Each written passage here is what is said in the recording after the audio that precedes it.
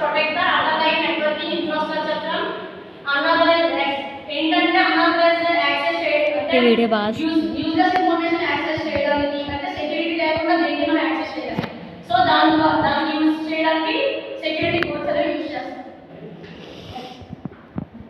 దీంట్లోనే మనం మేజర్గా ఏంటంటే 3 యూజ్ చేస్తాము. కాన్ఫిడెన్షియల్, ఇంటిగ్రిటీ, అవైలబిలిటీ చెప్పాను కదా ఇప్పుడు. నెక్స్ట్